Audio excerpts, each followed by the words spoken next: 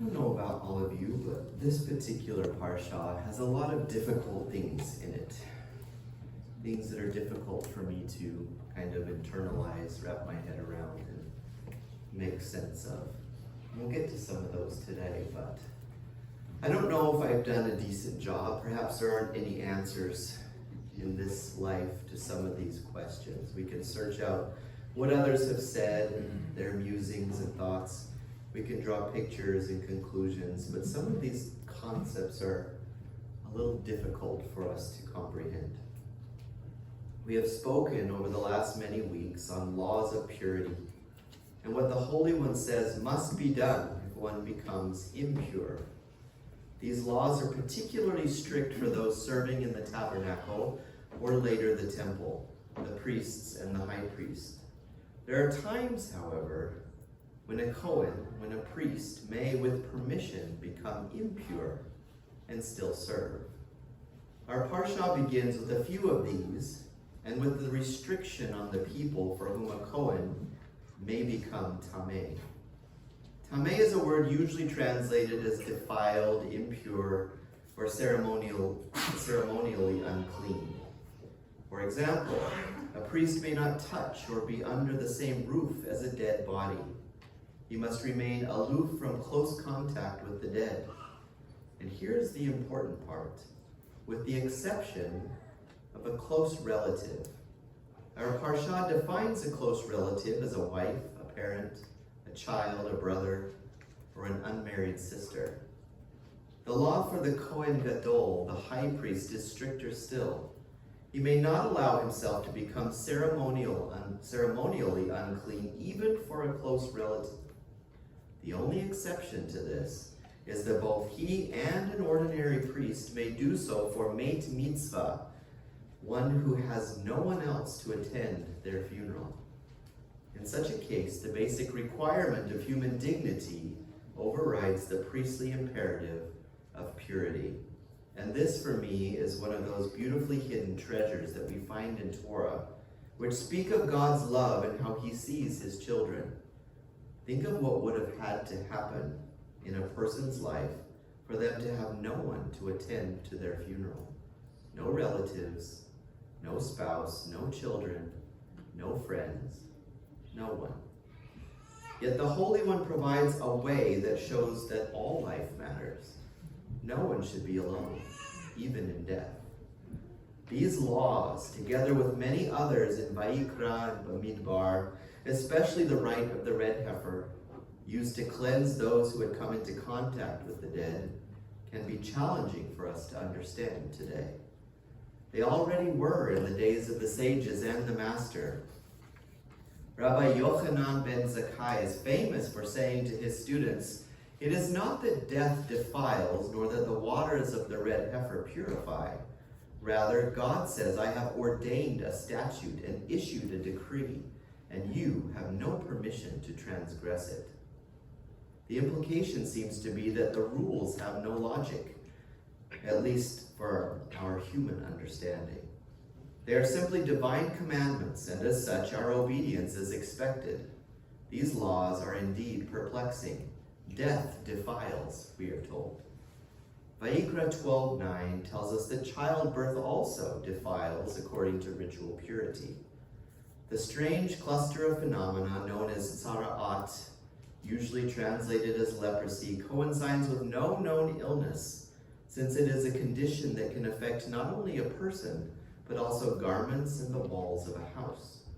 We know of no medical condition to which this corresponds. It seems directly related to spirituality. Then in our parsha, there is an exclusion from service in the sanctuary of a Kohen, a priest who had a physical blemish, someone who was blind or lame, had a deformed nose or misshapen limb, a hunched back or achondroplasia, or crushed testicles, which is particularly painful. Why so?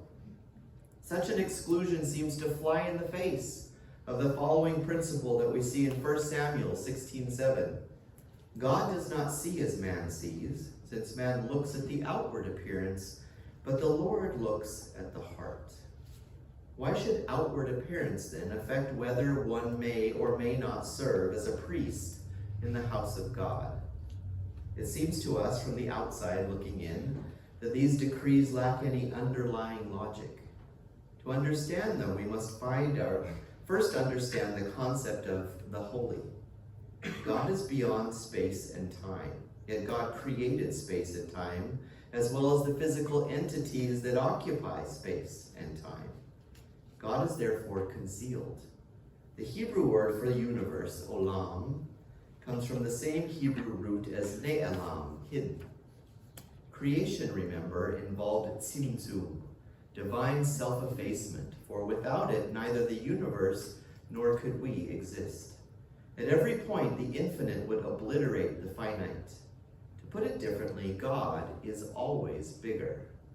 Yet if God was completely and permanently hidden from the physical world, it would be as if he were absent.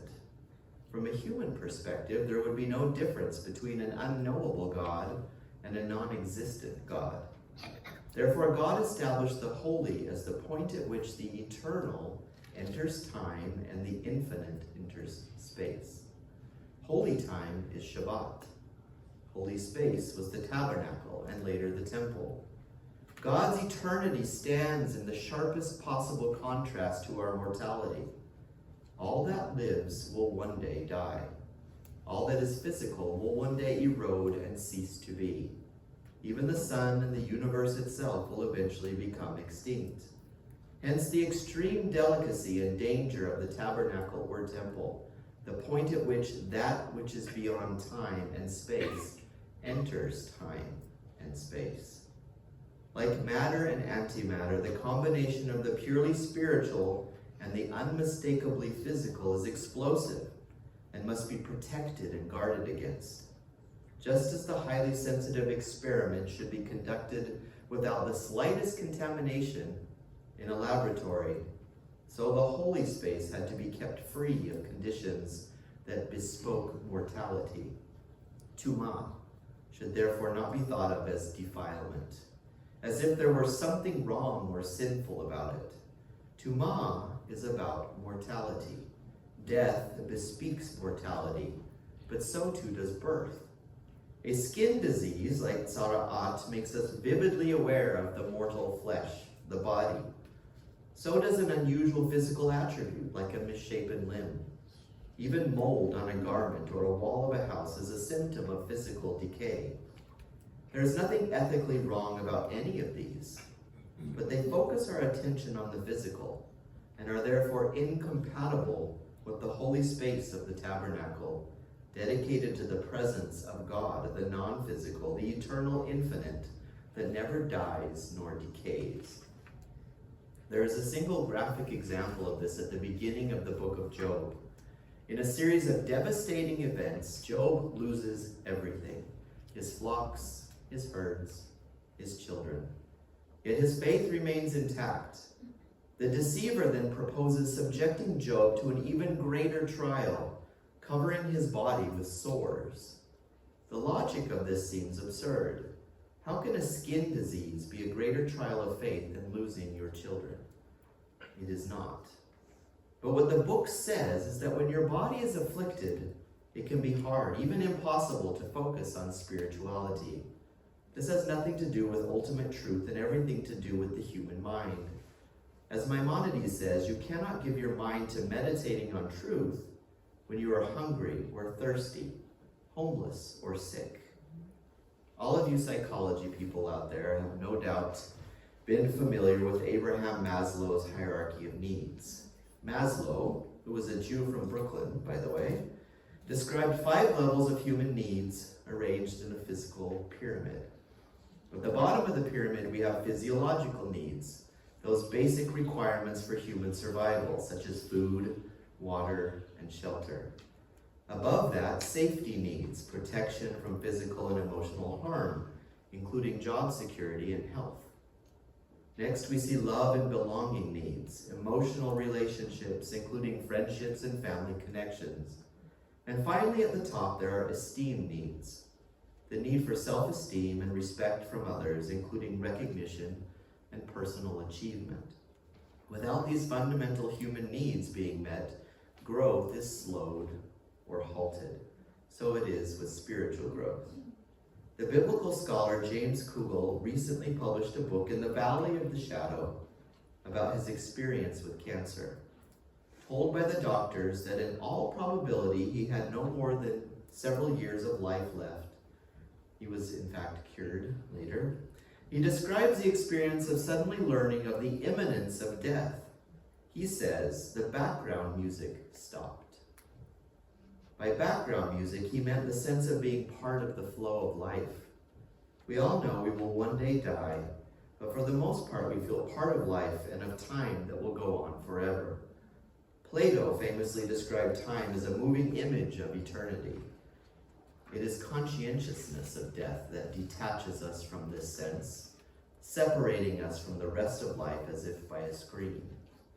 Kugel also writes, most people, when they see someone ravaged by chemotherapy, tend to keep their distance. He quotes Psalm 38:12, which says, "My friends and companions stand back at the sight of my affliction. Even those closest to me keep their distance." Although the physical reactions to chemotherapy are quite different from a skin disease or a bodily abnormality, they tend to generate the same feeling in others, part of which has to do with the thought, this could happen to me. They remind us in uncomfortable ways of our own mortality. This is the logic, if logic is the right word, of Tuma. It has nothing to do with rationality and everything to do with emotion. Recall Pascal's remark that the heart has its reasons of which reason knows nothing. Tuma does not mean defilement. It means that which distracts from eternity and infinity by making us forcibly aware of mortality, of the fact that we are physical beings in a physical world. What the tabernacle represented in space and Shabbat in time was quite radical. It was not rare in the ancient world, nor in some religions today, to believe that here on earth everything is mortal. Only in heaven or the afterlife will we encounter immortality. This is why so many religions in both East and West have been otherworldly. In the Bible, holiness exists within this world, despite the fact that it is bounded by space and time. But holiness must be carefully insulated, protected, cared for. Hence the stringency of the laws of Shabbat on the one hand and the temple and the priesthood on the other. The holy is the point at which heaven and earth meet, where by intense focus and a complete absence of earthly concerns, we open up space and time to the sensed presence of God, who is beyond space and time. It is an intimation of eternity in the midst of life, allowing us at our holiest moments to feel part of something that does not die. The Master's words are both haunting and beautiful. Said he of those who appear holy on the outside while rotting within, "You are like whitewashed tombs, which on the outside appear beautiful, but inside they are full of dead men's bones and all uncleanness. So you too outwardly appear righteous to people, but inwardly you are full of hypocrisy and lawlessness." Notice he did not condemn these certain Pharisees for keeping Torah, but rather for pretending to do so while inwardly sinning against the law. The holy is the space within, wherein we redeem our existence from mere contingency and know that we are held within the everlasting arms of God. In Matthew 13, the Master tells this short and profound parable. Again, the kingdom of heaven is like a merchant in search of fine pearls, who on finding one pearl of great value went and sold all that he had and bought it. All of this is the pearl of great value. It is the single most important thing we can discover on this mortal journey. God sees you. He loves you beyond measure. Our very existence should be to foster our relationship with the Creator. I'm going to leave you with a quote by Brennan Manning. I'm just going to let it sit there for a moment while you test its truthfulness. Do you believe that God loves you beyond worthiness and unworthiness? beyond fidelity and infidelity, that he loves you in the morning sun and in the evening rain, that he loves you when your intellect denies it, your emotions refuse it, your whole being rejects it. Do you believe that God loves without condition or reservation and loves you this moment as you are and not as you should be?